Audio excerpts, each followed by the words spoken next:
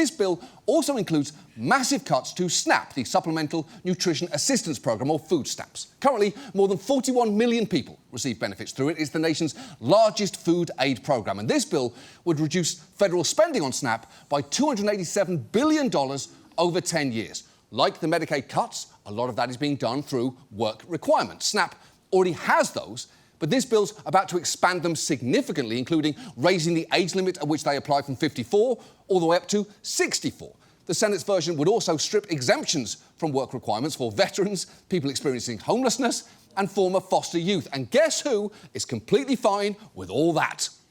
If you're going to get free food on a SNAP program, you have a work requirement. It's an obligation to try to work. You might not get a job, but you got to try. Yeah, Dr. Oz is back with his pull yourself up by your own connections to Oprah bullshit. That man is a real piece of shit. Which piece of shit? Who can say exactly?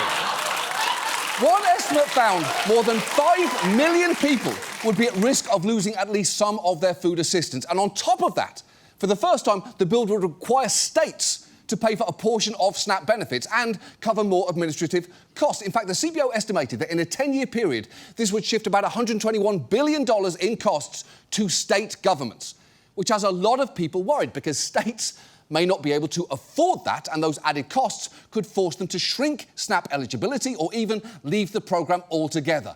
And it is not like food banks can easily pick up the slack here, as the head of one in Iowa will tell you. SNAP is the most effective tool that we have to fight hunger in the United States. Riverbend Food Bank President Chris Ford says for every meal his food bank provides, SNAP gives out 9 meals. We would not be able to meet the needs of all those individuals. It would be unprecedented times for food banks. Yeah, it's not great to hear the phrase unprecedented times for food banks, given they just survived a global pandemic. In the same way that I'd be nervous to hear that it's going to be an unprecedented year for Katy Perry. What more can possibly happen to her? She went to space and fumbled this historic baddie. Orlando, I need you to contact me urgently. One of my writers is single and is pointing a loaded gun at me as I read this to you.